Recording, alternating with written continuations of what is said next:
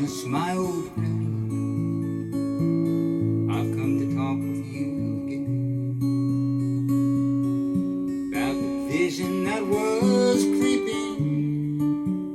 left its seed while I was sleeping, and the vision